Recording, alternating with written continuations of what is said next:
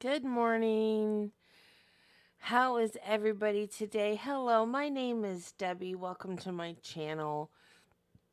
We are watching the Betty Broderick trial that came to be known as a woman scorned trial because this woman went off the rails when her husband divorced her. She is crazy.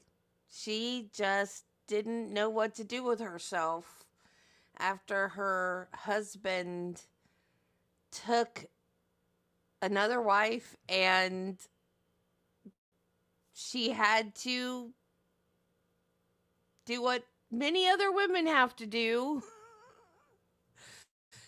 is go on with their lives. She just couldn't do it. She gave her children to the man and then decided that she wanted them back and then had to fight for them in court. This woman was so delulu. We're almost done. We went through her testimony. There is a playlist. So if you missed that, check it out. You don't want to miss it because this woman was crazy. Her answers are maybe when she didn't want to tell the truth. Good morning, Judy. Good morning, Jennifer. So Judy wants to pause the trivia this morning to take a moment to send peace to the community of York County, Pennsylvania. Sending comfort and hugs. Please keep them in your hearts as they try to heal. Good morning, Carla.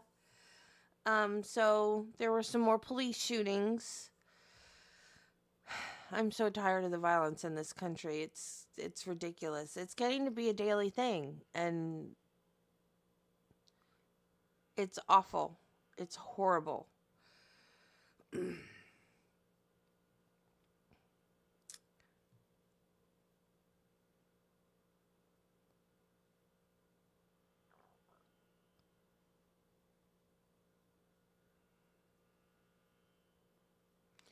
My dad was a policeman, and I always said when I was younger and there was talk of gun control and banning guns, and I always said no, because then my dad won't have a gun, but the bad guys will. Because if you take away guns, if you make guns illegal, the bad guys will still have guns. Just like drugs are illegal, but people still get drugs because the bad guys don't care whether things are illegal or not. So just think about that when you think about banning guns. Who will have the guns? The bad people will still get the guns, y'all. Don't ban the guns. So, anyway, that is my view on guns. And having said that, I do own a gun, but I've never even touched it. I inherited it. I don't know how to use it. I'm not going to use it. I don't even know where it is. It's in my house somewhere. My husband knows where it is. So, I'm not a gun-wielding gun fanatic or anything like that. All I can do if someone comes in my house is throw the gun at them if I can find it, because I don't know where it is.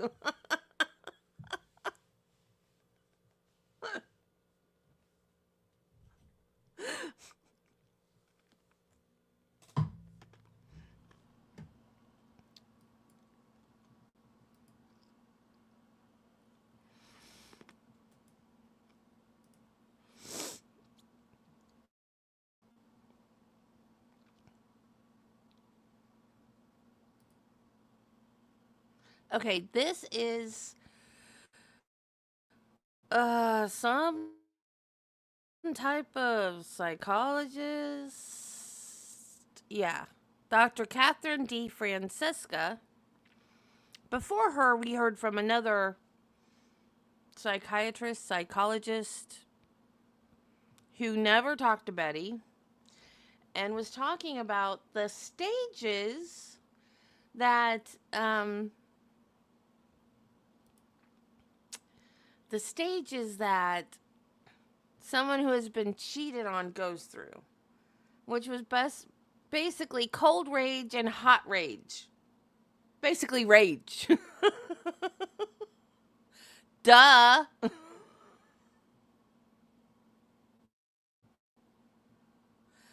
Oh, I did. I did very, very much. Come on, StreamYard. Put the comment on the screen. Come on. You can do it. You can do it. There you go.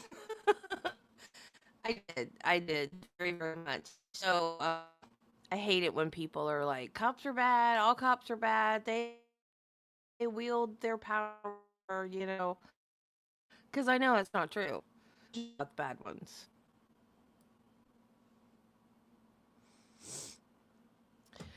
So, the previous psychologist or whatever he was pretty much, in my opinion, useless. Like, he didn't even talk to Betty. He didn't even look at their case. He was just talking in generalities. How do you get an expert on the stand that's just talking about generalities? That doesn't help anything.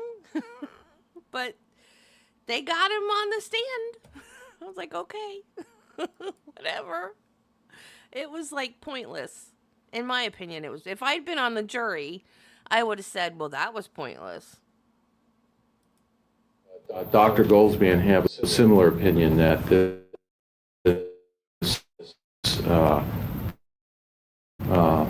that she was a depressed person whose rage would be turned inward. Objection. Oh, overruled. You can answer that. Yes, he indicated that as he said a lot of things, but one of his findings was that she was depressed, and he described depression as rage turned inward. And he also talked of it in terms of a significant loss, which causes depression. Okay.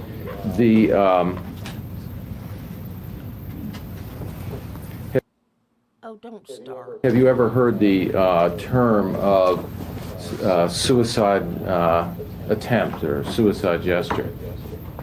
Oh, Yes. no, she's never heard that. And, she's a psychologist. Why would she hear You've that? indicated depressed people can be suicidal. When we use the term attempt, what are we talking about? Objection irrelevant. Overruled. Well, How is a that suicide relevant? attempt means that somebody has done something that shows that they are trying to kill themselves or thinking about killing themselves seriously. Okay. When the fact that somebody is not successful or the attempt would not be one that would necessarily lead to death, does that mean that they don't have suicidal ideation or they don't wish to die? No, that doesn't mean that at all. And why is that? Well, when you have somebody who what they call a suicide gesture and they're suggesting by that they really didn't want to kill themselves, usually what you have is somebody who is ambivalent about dying. There's part of them that wants to die very badly, and there's part of them that wants to live very badly. And so that the suicide gesture is typically thought of as a cry for help. It doesn't mean they're not really suicidal, and it doesn't mean that they're not going to commit suicide in the future, but it means that they probably are ambivalent. And but they. Okay, let's say that word one more time so my channel can get taken down.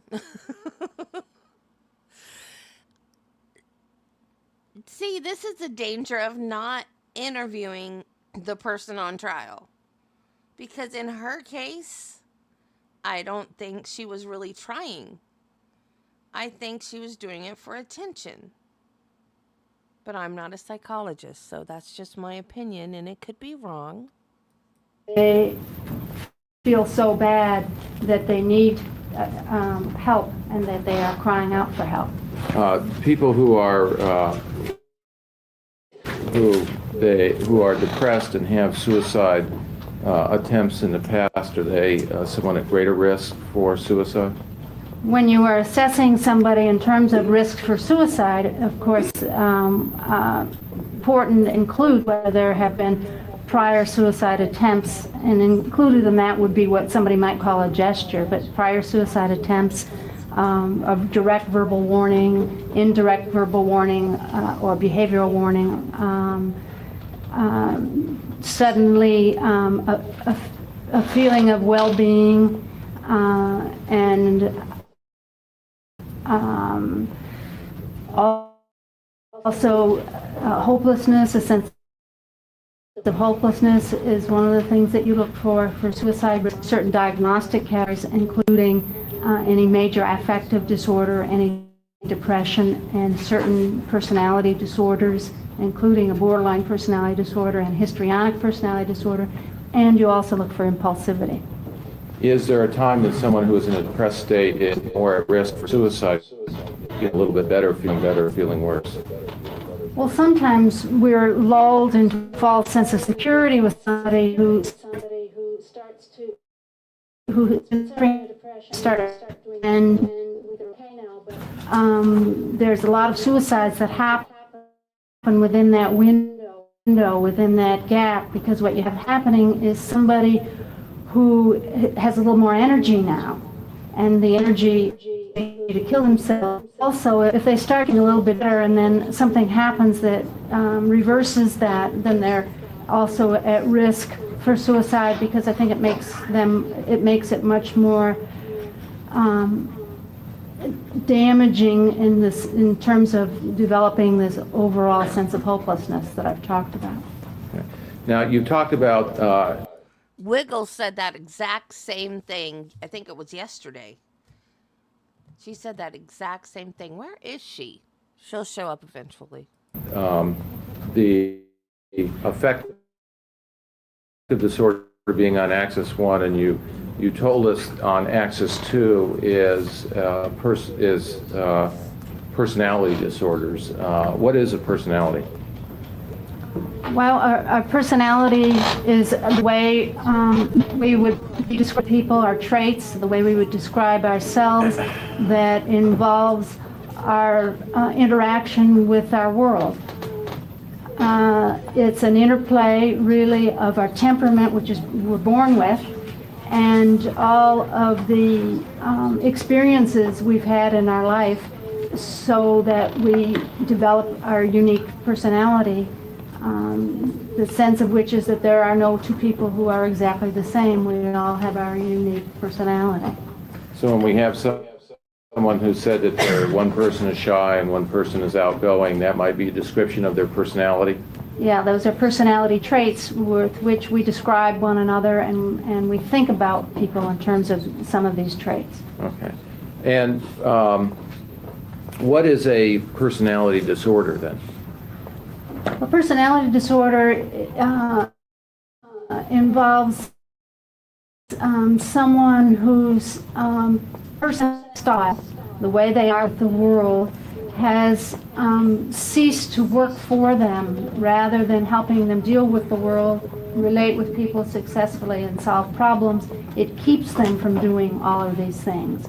It is maladjustment. It's a non-adjustment to the world. Okay. And so when we use a personality, would that be a style? Is that what you mean by style? Judge Naston answer. Overruled, you can answer that. Well, shyness can be a style, or it can be a trait that is involved in a personality disorder as well. For example, you might have a person who is shy, but who does the things that they are expected to do in terms of conducting their life, and is able to work, interact with people, meet a woman or a man, go through a courtship, marry, that type of thing. Or you might meet someone whose shyness is so tremendous, it's so debilitating to them, that they do not have a normal life. They were withdrawn from people. They're too afraid of rejection, so they don't risk and they don't form relationships. You're talking about it as a disorder. Now, does it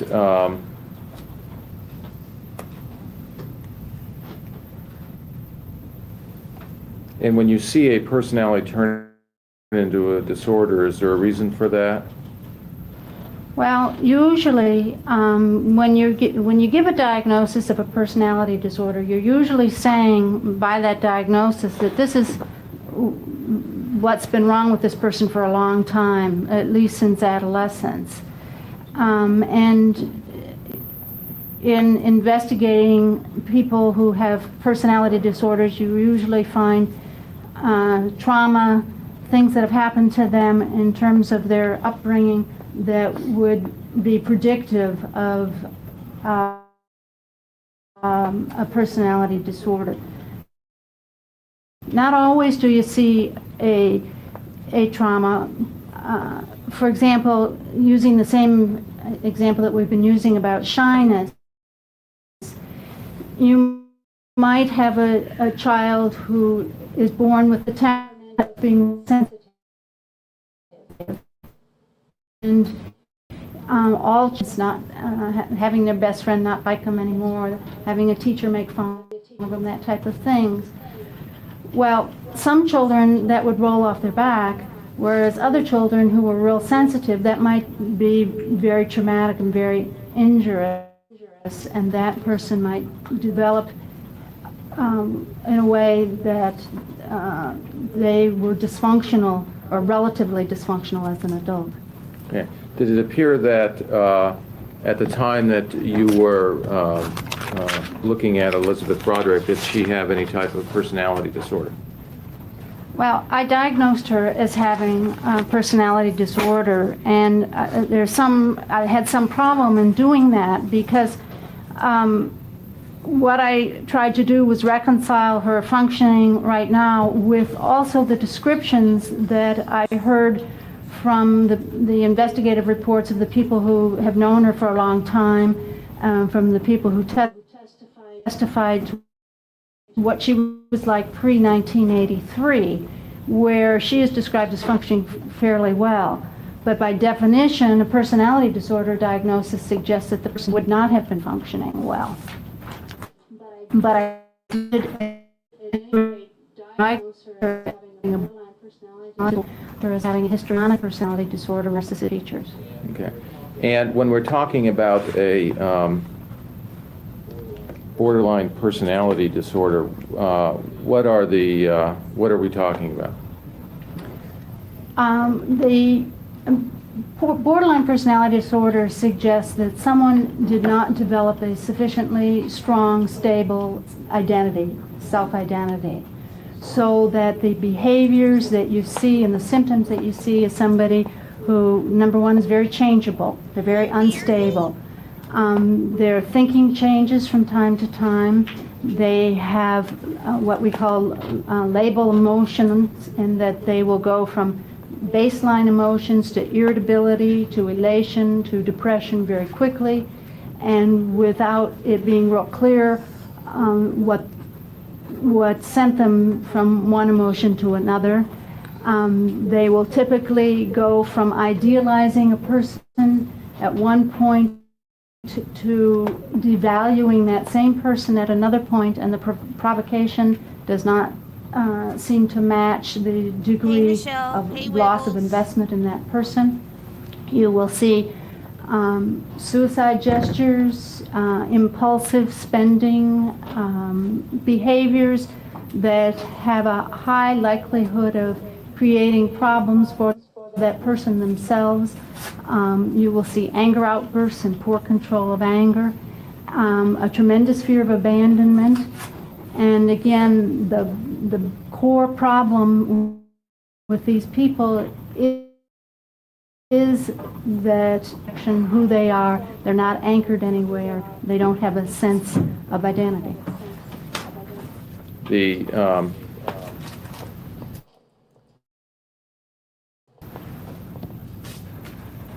When you're making a diagnosis of a person, first of all, was there a pre-existing diagnosis of a borderline personality disorder? Hey, Britt. Oral. I don't understand your question. before you saw her, was there any literature or any test showed that she had any type of See, in pre 1983 that she would have been easily diagnosed as having a borderline personality disorder. And my way of dealing with that was to try to understand her relationship with her family, her relationship with Dan Broderick.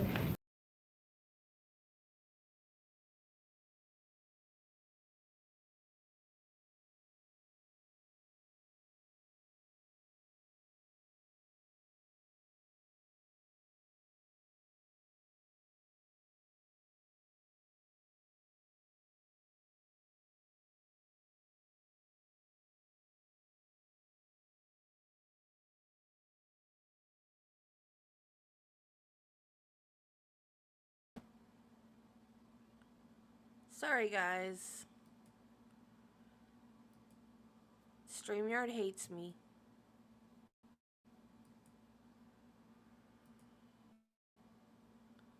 Kidnapped by the Matrix.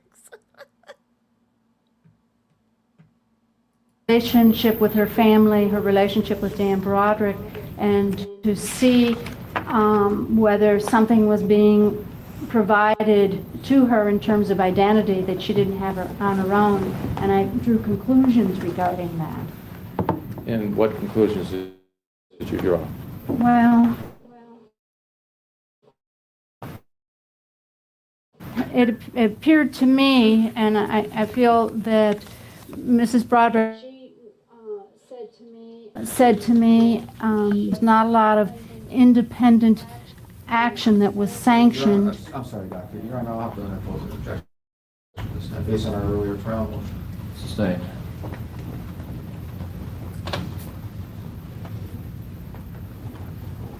Your Honor, maybe we approached the bench. I'm not aware of what the earlier trial motion is. Sure. Tell me. Go ahead.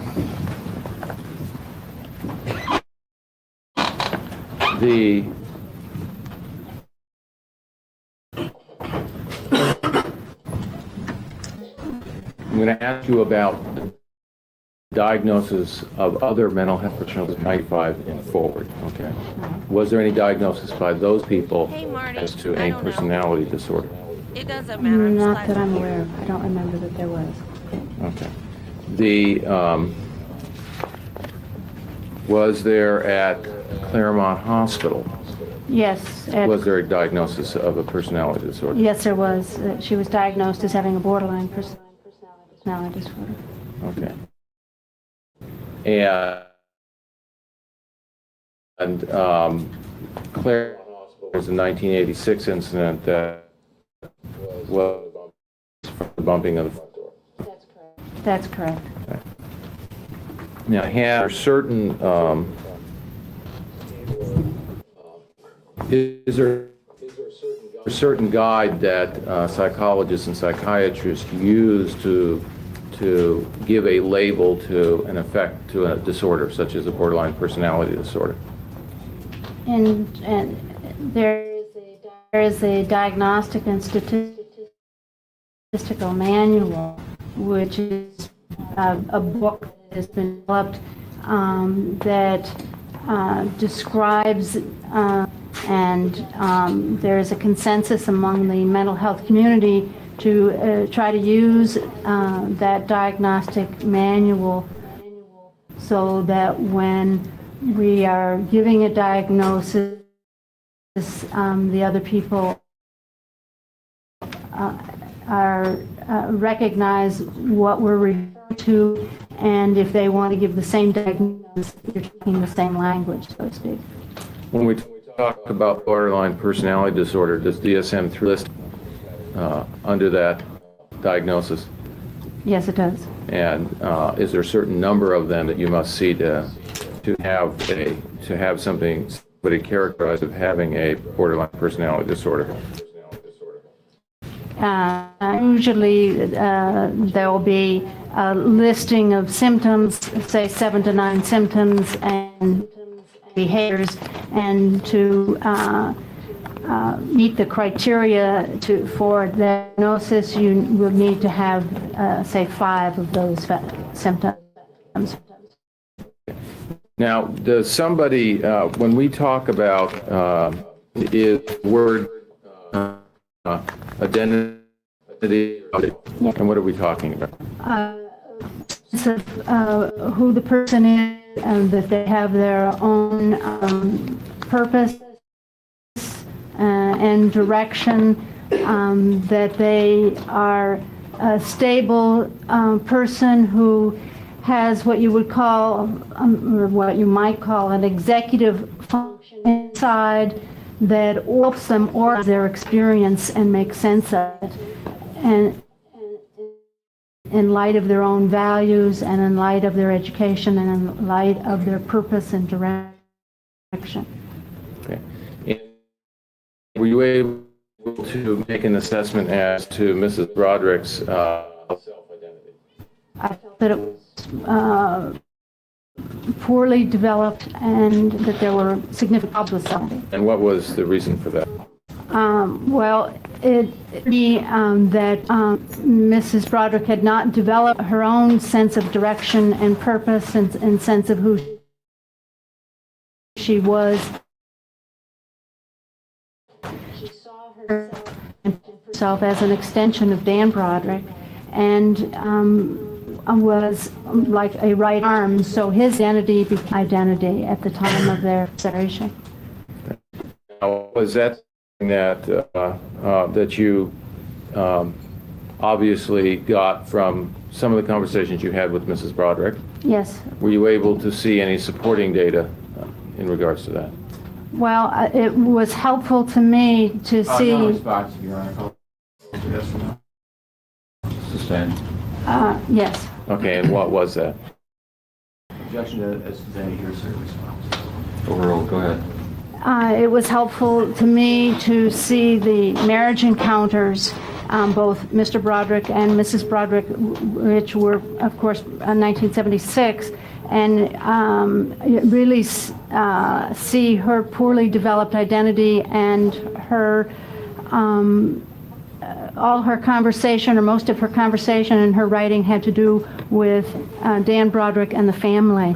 And when she is asked to define herself and who am I, she wasn't really able to do that, except in light of being, and that she was pretty, but there was no other real identity. And she even talked about it in some of her writings, the fact that she didn't really have her own sense of purpose. And were you able to see anything in Mr. Broderick's that related to their relationship and her loss of identity in that? Objection irrelevant and calls for hearsay. Sustained. Your Honor, may I approach the bench on that? It's not, it's in the evidence. Objection is. Well, just, you can approach.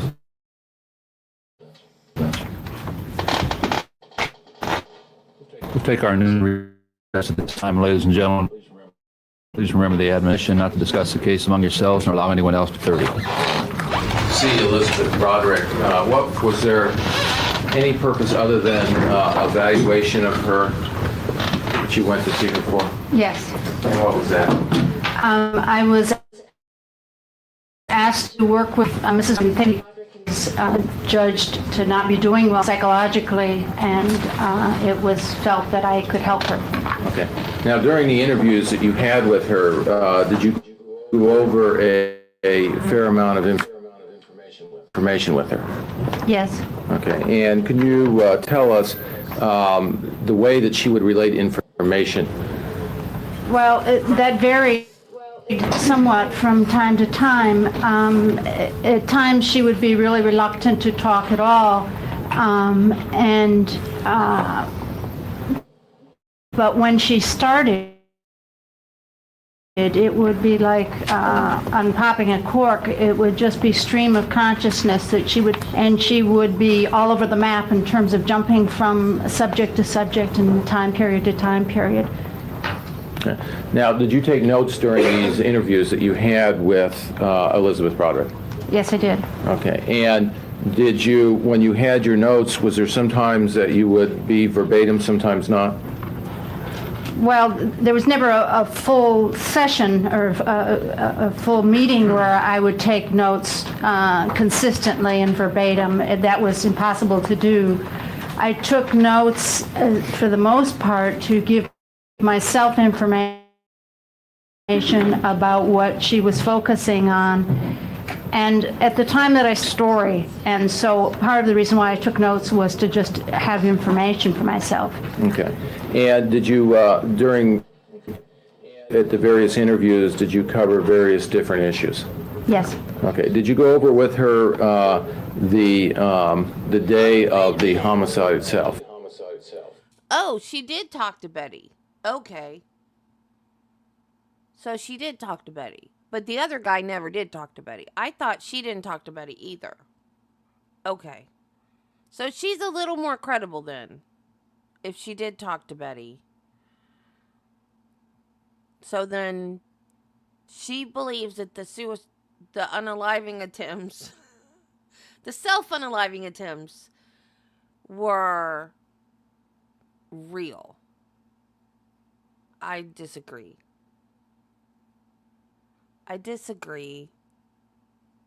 Because, well, I don't know. What do you guys think? Wanting attention or a cry for help, are those the same things? Like, if you're going to do that, 12 hours total. Okay. She spoke with her for 12 hours total. Is a cry for help and just doing it for attention, knowing that you really didn't do enough for it to work? Again, I don't think I'm making sense. You guys know what I mean, though. Like, if it's okay, she slit her wrist, right? If it's a shallow cut to the point that you know it's not going to work. Because, like, Dan found her... Right. Dan found her the next morning. If she had done it correctly, she wouldn't have lived till the next morning. She did it so Dan would find her and think she really was trying to off herself. That's not a cry for help. That's a look at me.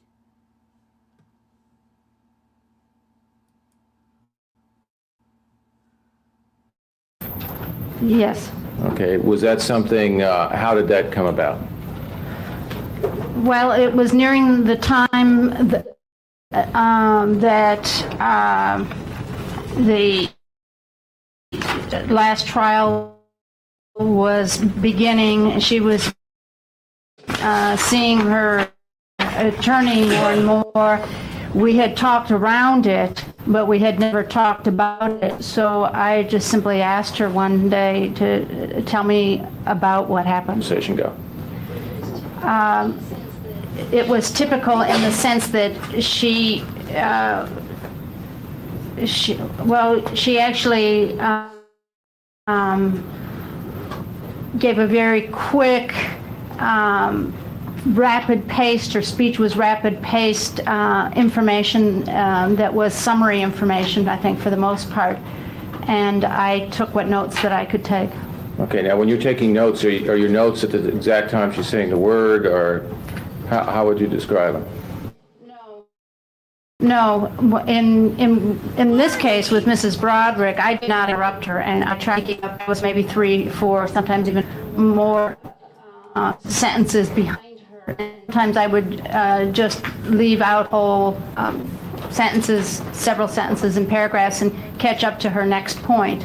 And then just keep writing. I just wrote what I could get down. Okay, and did you, when you did have something that was exact quotes, would you do anything about that? Well, when I catch a phrase that is what I think is an exact quote, I will put it in quote marks. Yes. Okay. Now, when she went through the the incident in Daniel Broderick's bedroom, the writings that you have are those word-for-word writings as to, in other words, are they her exact words? Are they your words? No, it's not vague, overruled. Some of it might be her words and some of it might be my words recalling what she said. I tried to get down her words where I could, but I couldn't always. That was oftentimes far behind. Her speech is very rapid-paced. Okay.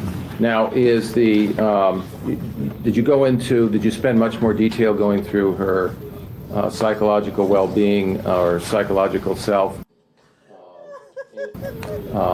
in other areas other than just that one day? Yes. I think that to clarify what I said was... Objection, non-responsive. Sustained. When you indicate that you want to clarify, are you talking about this, about the note-taking itself? Yes. And what did you want to clarify about that? Or ask her to repeat it.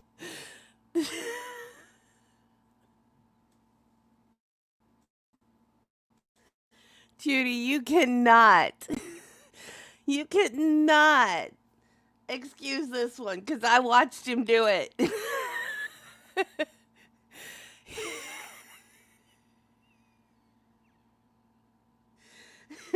He was crouched and in the position, Spike. He was crouched. He was crouched and fixing to poop. And I yelled at him and he fell over.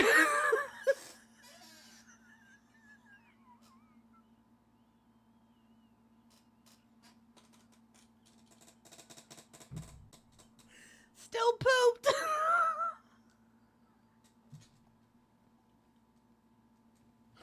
Oh God. Now I have to go clean it up. Anything, which I would be doing if I were doing an evaluation for a specific person. Then I stop a person and I say, you're going too fast, let me catch up with you. But I did not do that with Mrs. Broderick because it was therapy. It was not for the purpose of doing an evaluation at that point. Okay. And was there,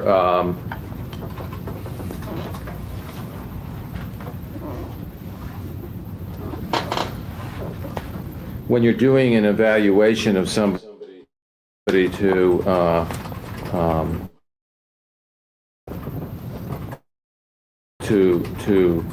make some determination of how they think and how they react, of overall assessment of the people and an overall history, or does every person, every doctor have to talk, for instance, about a specific incident?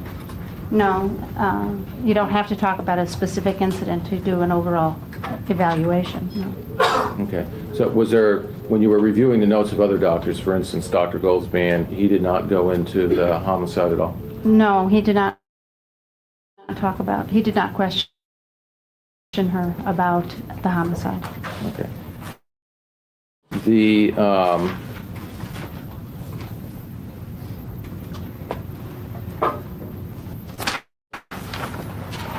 during the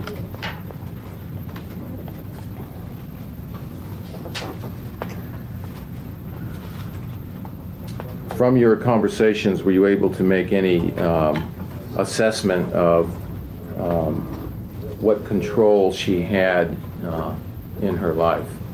Objection, proper question. Sustained. It was just like a fainting goat. Well, were you able to make any assessment from talking to her about how she felt about her own identity? Yeah. Asked and answered. Sustained. The answer could stand.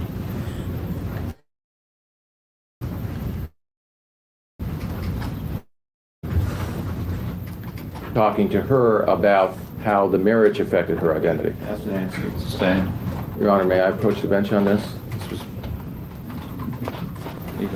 Did Elisabeth Broderick, you testified as to the quieting of her inner voice and that she had for like next meeting.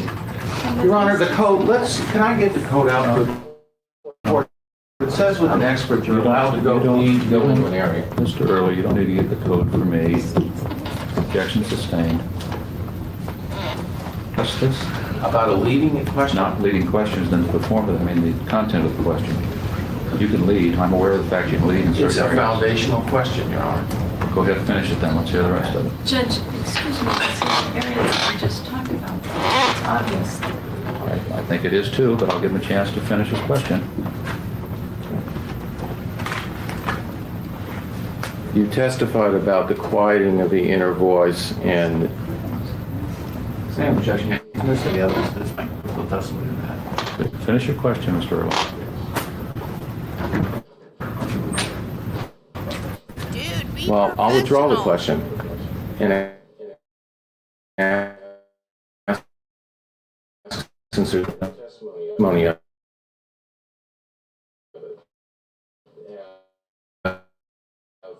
any findings about Elisabeth Broderick quieting of her voice. Objection.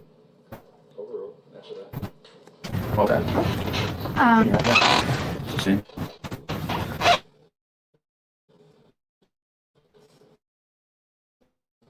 No, I'm having a hard time when that was sustained as make it bend so I can what model.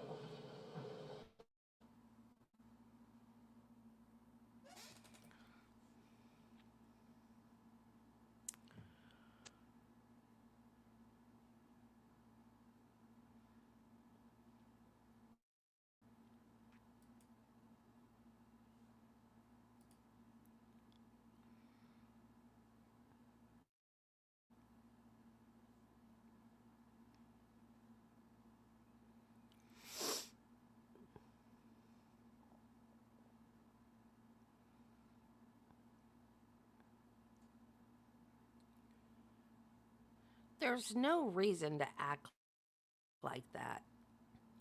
You're a lawyer. That is part of the job.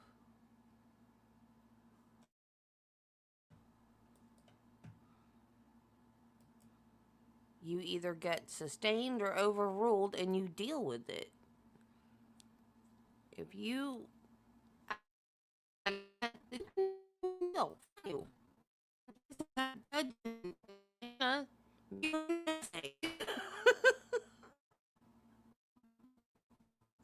Is he still up? I know off that case.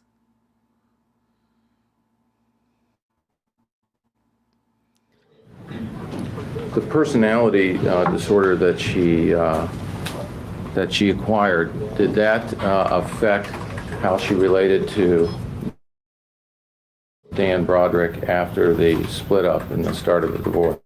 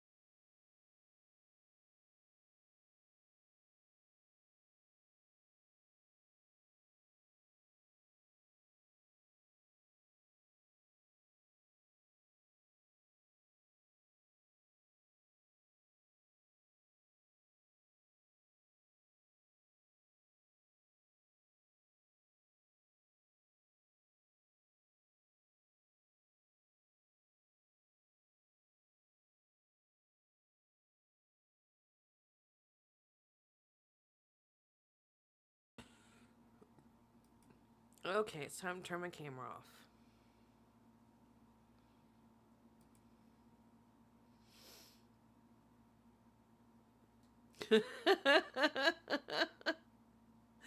Cutler brother taught early well, but he didn't get his arms raised high enough and forgot the twirl.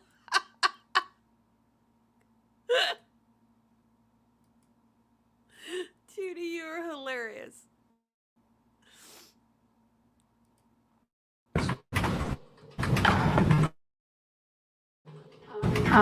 Well, she was exceedingly emotionally dependent on Mr. And so let me divide it between borderline personality disorder and personality disorder. And had in the past this continued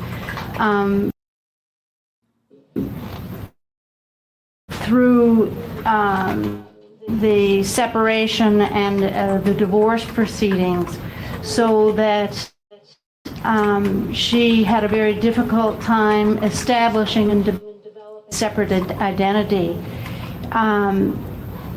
She saw him as somebody who was all-powerful, and she had his brilliance.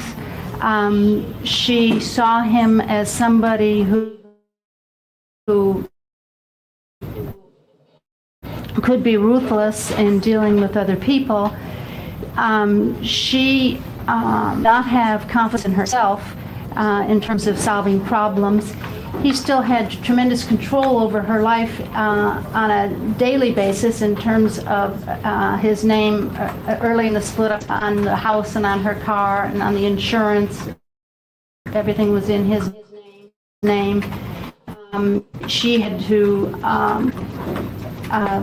get the check. Any support money came from him directly, and early in the breakup, it's time to be withheld. He had to withhold visitation with her children, so that she never really got a chance to break away and start developing her own sense of power, her own sense of identity, her own sense that she could master the environment. She was basically a people pleaser, and did things in broad strokes. Since she had no identity of her own, the person who she attempted to model in terms of how to solve problems was her perception of Dan Broderick. So that when she would try to approach a problem, it was in a bombastic way, because she is a dramatic person. That's part of the histrionic part of her. But part of it is because he's in their lives and she mastering a situation.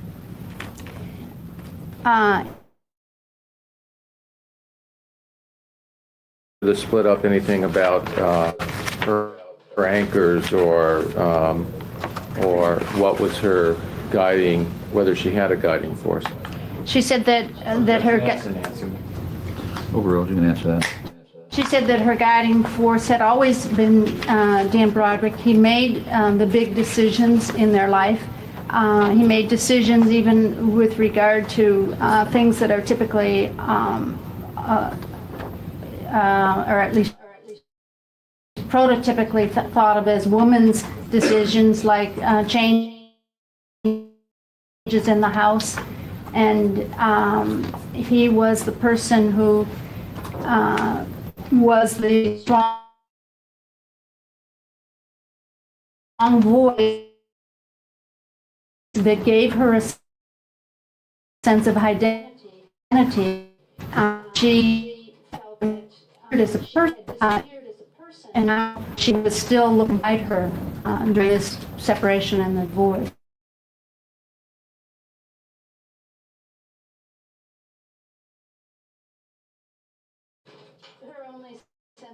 her only sense of identity, I won't say only, that's too strong a word. Her chief sense of identity was being a mother and a wife to, the wife to Dan Broderick and the mother to his children. And this is where she got her source of strength. This is where she got her source of power. This is where she got her reason to live, reason to be. Okay. Now, is there a such thing as splitting? Yes. And what is it? That is a symptom that you very often see in someone who is a borderline personality disorder, and it involves one moment you might see somebody and feel consumed by affection or love for that person, and the next moment, next day, next hour, you might see that same person and the reason what's happened is that there's no real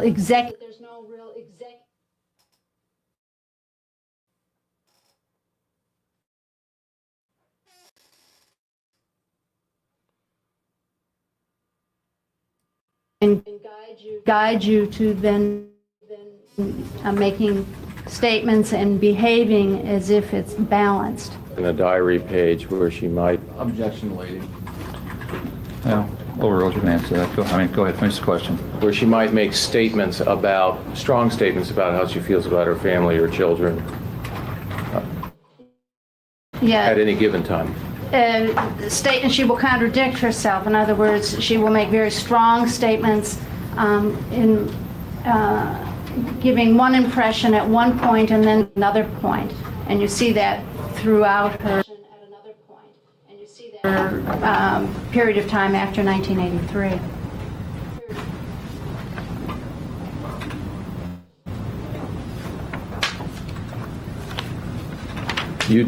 You mentioned a histrionic personality disorder.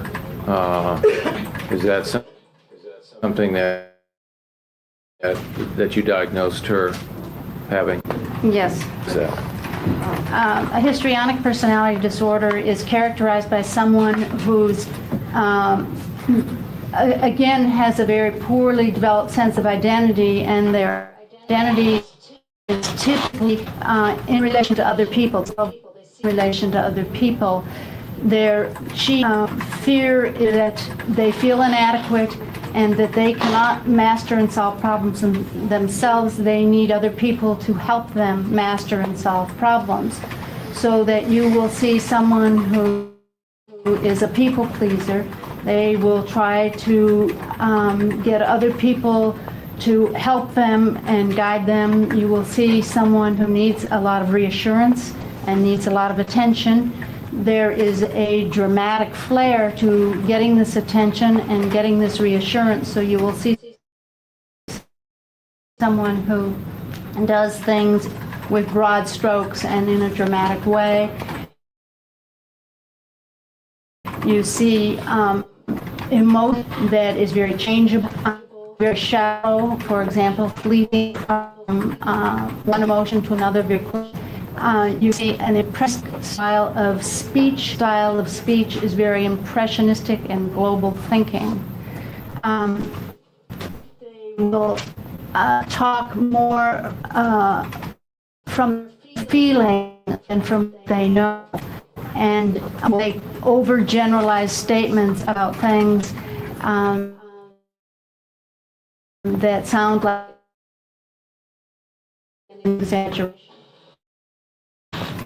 Now, when you use the term broad strokes, they do things in broad strokes. What are you talking? Overruled. Examples in Mrs. Broderick's life doing things would be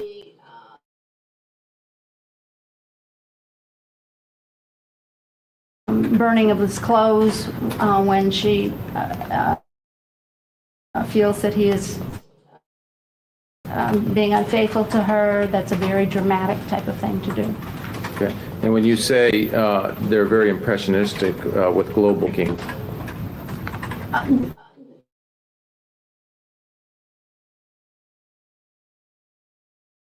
in details and facts. They think more in impressions. And an example, I think, from Mrs. Broderick is that she will say, I never got any visitation. Well, when you stop her, but the feeling that she had was that this was the way things were, and she's reacting from her feeling. So if she's talking about something where she might get a visitation, one visitation a month, she might make a statement.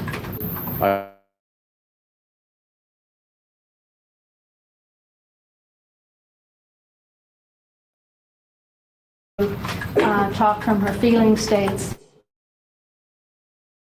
and that's the habit she's developed. Now, again, when we use the term histrionic as a personality disorder, are there people who have a histrionic style to them but don't have a disorder? Yes. Okay, and what kind of people are those? Objection unless it relates to the particular defendant.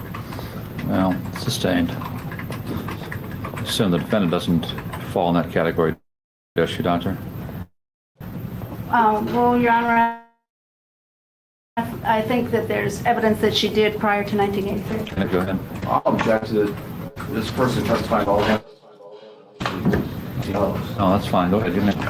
That a histrionic person would be somebody who would be fun-loving, kind of a madcap, who would do things impulsively and spontaneously, typically very whimsical, and they're impulsive in what they will do. Usually they are people pleasers, even as a style, so that there's a sense that they will acquiesce and do and push what they want to do. Typically very entertaining and dramatic, but and fun-loving. That's the style. Now, you found this to be a disorder when you interviewed her. Yes. Okay. Now, is this also a disorder that you would normally expect to find in early adolescence? I don't understand the question. In other words, when something becomes a disorder. Well, I'm the lead in this area. Go ahead, Mr. Irwin. It's because it interferes with their interpersonal relationships. Is that correct? That's correct. Okay. Is that something that you usually find from early adolescence? If you typically, any personality disorder, you typically see it beginning in adolescence and in early adulthood. Yes. Okay. Are there things that can cause a style to turn into a disorder? Objections vague and not particularly focused on. Overruled.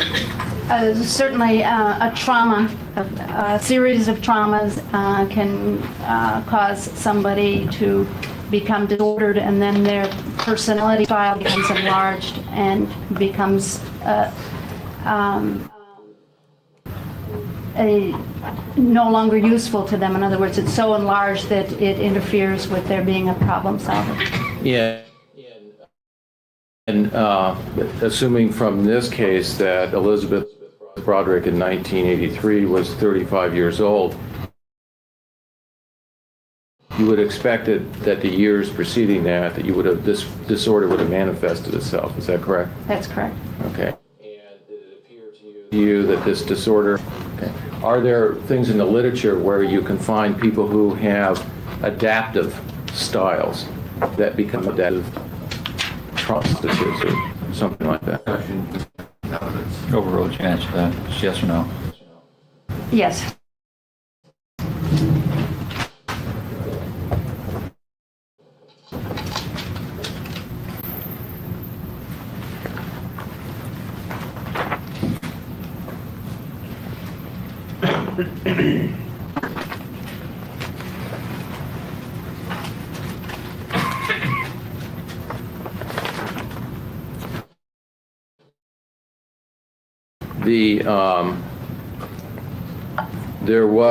You were aware that Mrs. Broderick had at times was using very strong language. That's to what you saw of her psychologically?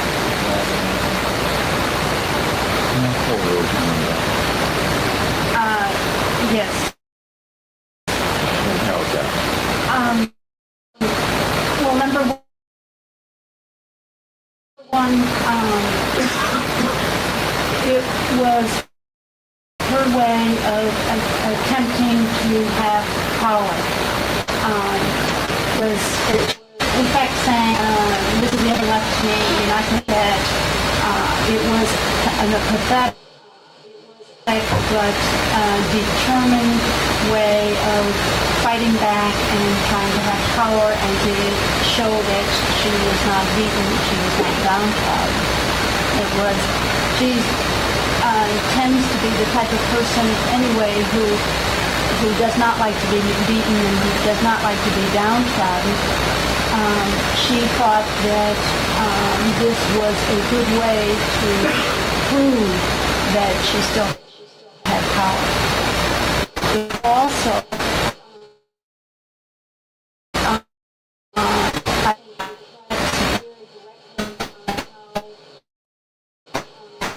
was and rated she was, she just lost control.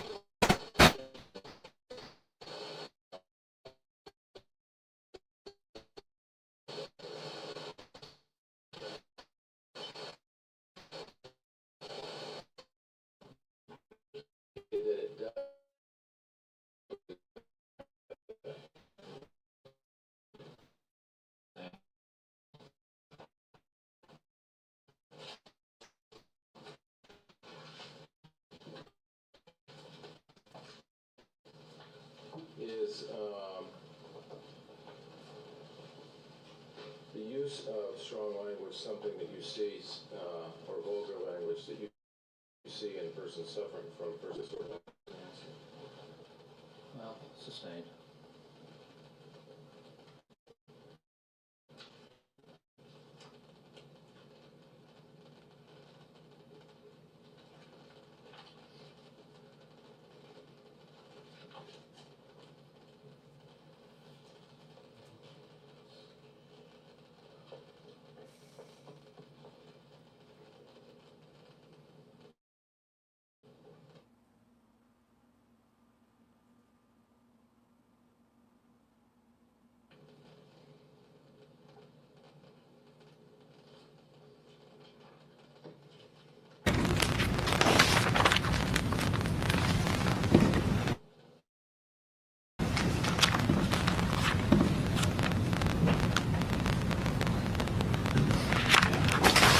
The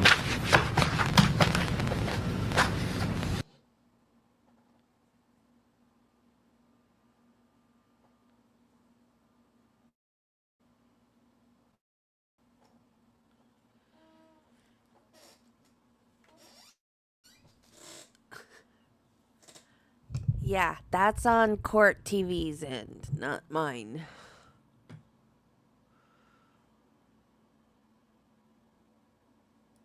Still crackly. I don't know what happened.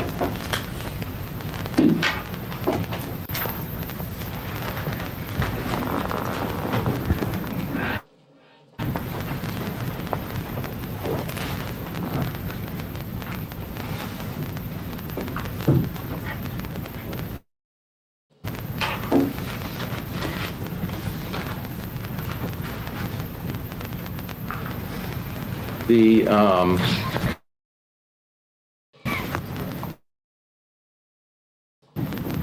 now when you look at her problems she had on that. No, I did not see any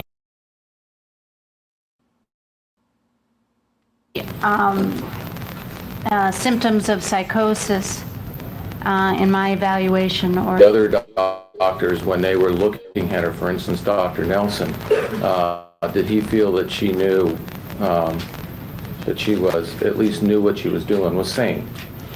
Dr. Nelson made the statement that she was not psychotic, that she was sane.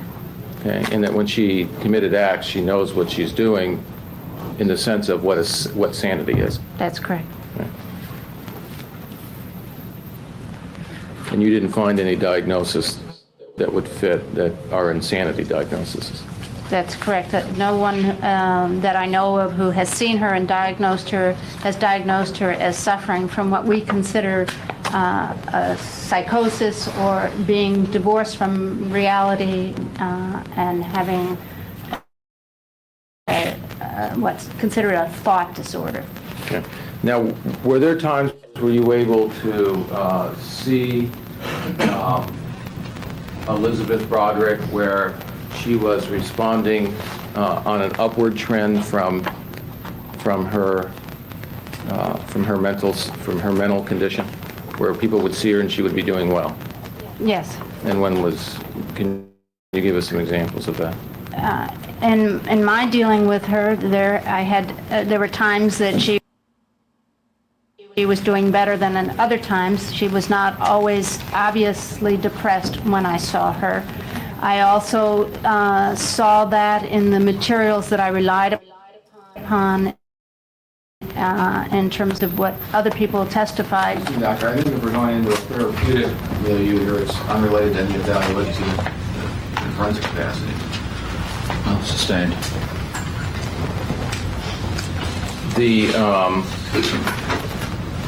You reviewed the transcripts of the last trial, is that correct?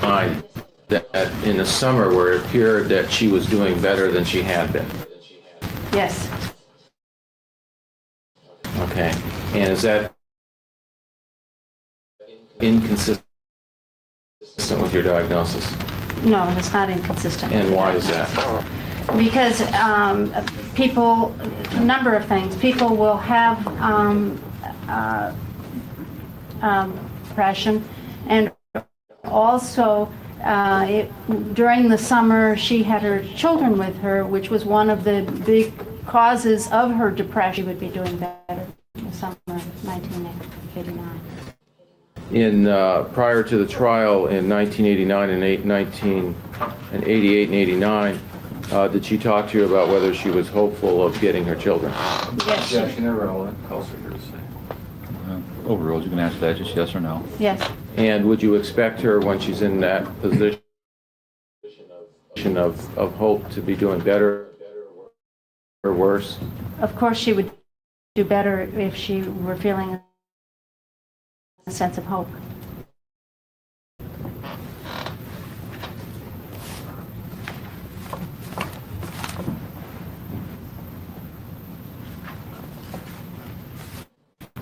I have no further questions, Your Honor. Cross-examine. Thank you, Your Honor. Good afternoon, Dr. Francesca.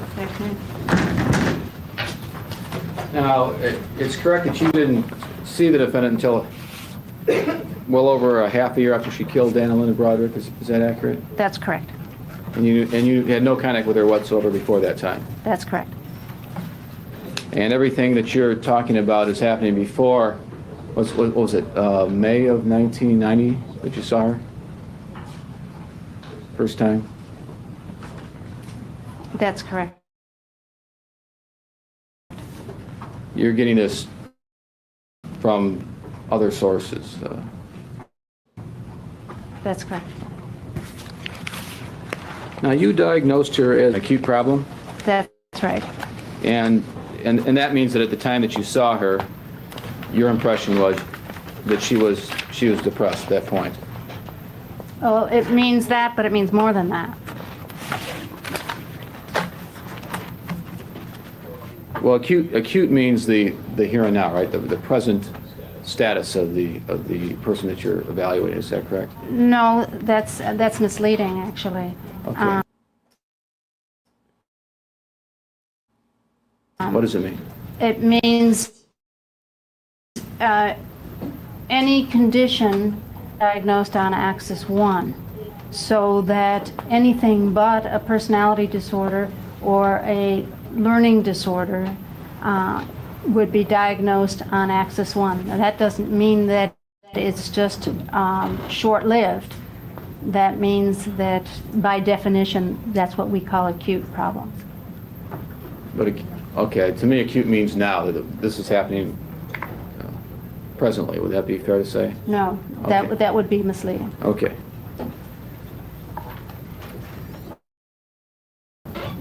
The last time you testified, did you diagnose the defendant as having? I don't know what this woman's talking about. Acute means it is happening now, and it just came up suddenly. It's happening now. You can fix it, you can take care of it, and most likely it will go away. Like, you can have acute kidney disease. Like, you got an infection in another part of your body. Yes, Marty, you're very cute.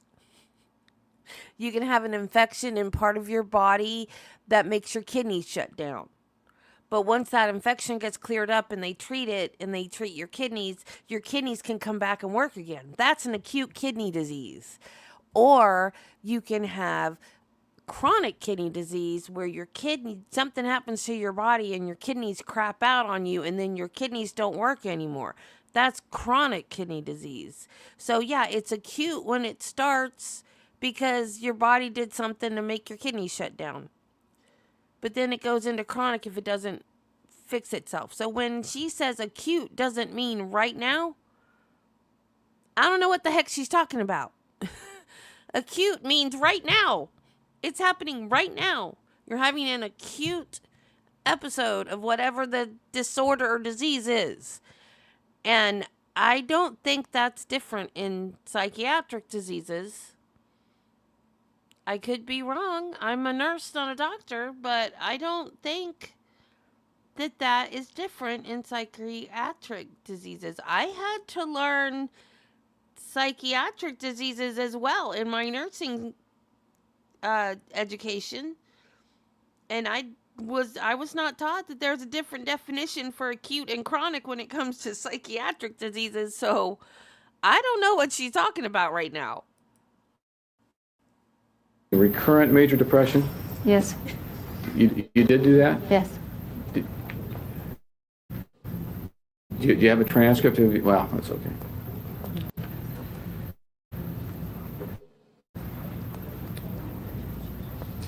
And she was in jail when you saw her for the first time, That's correct. in custody awaiting trial on a double murder charge. That's correct. Would it be fair to say that that situation in itself could cause what you've termed major depression? It certainly is a stressor, and that contributed to her continuing to be depressed, yes. Could it, in and of itself, though, cause major depression in a lot of people? Well, I think it could cause major depression in a person, yes. And major depression is not all that uncommon, is it, Doctor? Well, it would depend upon your frame of reference of what you're talking about, all that uncommon. It's not usual in the general population. No, it's not common. You recognize the DSM-3R, right? Yes, We all agree this is the standard, the Bible actually for mental illness, it's a common ground of mental status, psychological problems, that sort of thing. no, that's not true. That's not true? That's not true.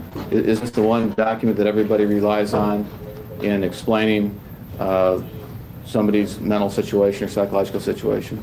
No, the word that I'm taking exception to that you're using is explain. That doesn't really explain anything. Describe. Would that be better? What it does is lists symptoms, and as much as possible making those symptoms behavioral, so that when I'm talking about depression, I'm talking about the same thing that you're talking about when you're talking I about agree. depression. And the reason it's so thick, though, is that because there are descriptions of those various mental situations in here. Isn't that correct? There are descriptions of the symptoms, that's correct. Okay. Well, wouldn't that be the description of, let's say, a personality disorder that would be described in the...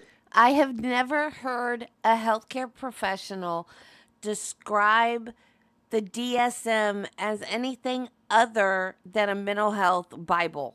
They all call it the Bible of mental health disorders. Every last one of them. I have never heard one of them say, no, it's not a Bible. No, I've never. I don't like this lady, man. DSM-3R? In other words, I think that it's important to know that if you only know the DSM-3, and you are only trying to diagnose out of that and not out of the vast amount of literature and research that has been done on these different disorders, that you make tremendous mistakes. But you agree that the DSM-3R contains the as you say, the symptoms for the various mental diagnoses. Is that That's accurate? correct. Okay. Yes. And isn't it true that in the DSM-3 they say that in there that up to 26% of the adult female population has had a major depression at one time or another? I think that that is accurate, yes. And in fact, let's say if we take a moment in time right now, according to the DSM-3R here, up to 9.3% of the adult female population is right now majorly depressed. Say that again. The DSM-3 says that at any one time, if you take a population of women in America, up to 9.3% currently are suffering major depression. Of one type or another, yes. Now, you had your colleague Meredith Freeman test for depression, didn't you? No, I did not have her do that. She did that on her own. Did not have anything to do with me. You share office space, or you're in some sort of association together? We share office space. Does she often do your testing for you? No, never. She doesn't? No. Okay. So it was just coincidence that she did the testing then? It wasn't, well, I guess it would be considered coincidence, yes. She did the testing prior to my seeing Mrs. Broderick. Okay. And that was done on April of 1990? That's correct. And also a Milan test was done at that time, right? That's correct. Now, the MMPI, the test that you talked about before, showed a certain level of depression, didn't it? Yes, it did. Approximately 68%, is that accurate? No, that's not accurate. Just so we know we're talking about the same test, doctor, I'm talking about the test that was done on April 23rd, 19... Okay, let's... Hang on. The test that you talked about before showed a certain level of depression, didn't it? Yes, it did. Approximately 68%, is that accurate? No, that's not accurate. Okay. So we're gonna stop right there. Let me write it down.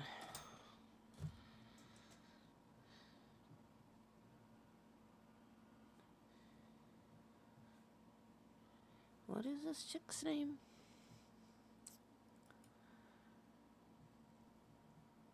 Dr. D. Francesca.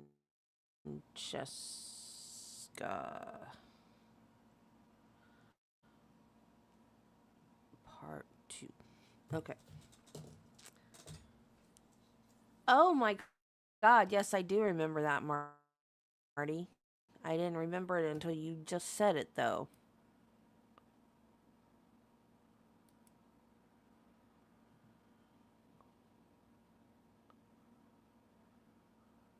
Well, the weird thing about the DSM, we're up to 5 now. That they were saying 3.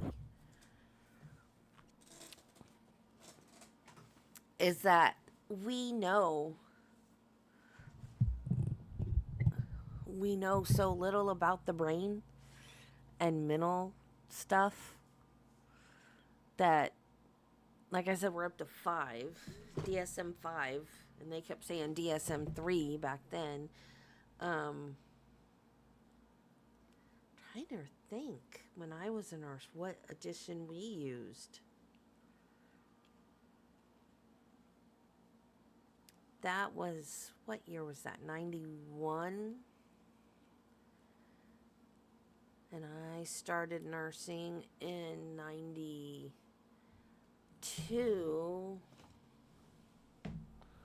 So yeah, I guess I was using the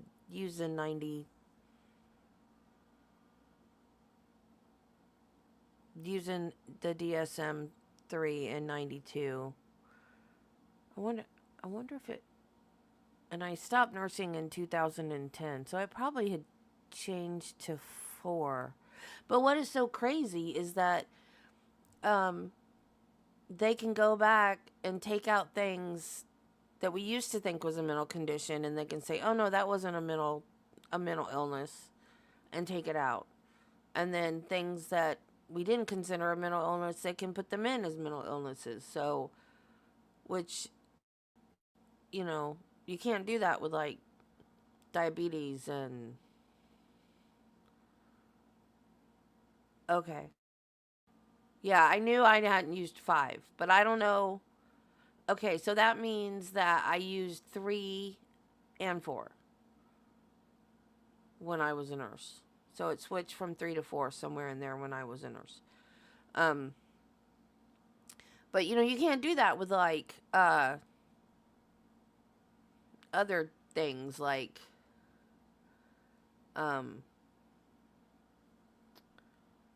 diabetes or heart disease or whatever. You can't go back and go, "Oh no, wait, that wasn't a disease."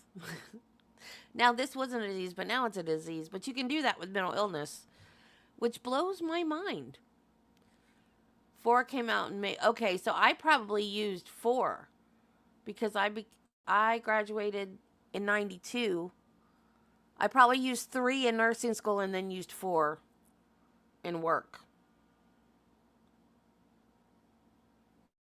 That's probably. And so now we're on 5. Okay, guys. So we're going to jump over to the pregnant mistress murder trial now. So, Marty, do they still have toys in those cereal boxes? Because I don't ever get cereal anymore. I do remember, I'd forgotten about the records though until you said that. It's so weird how someone can say something and it's just like, oh my God, yes, I remember that. Because I'd totally forgotten about that, but yep. Yeah. I know, I remember how our parents would get mad. You won't eat it, you only want it because of the toy in the box.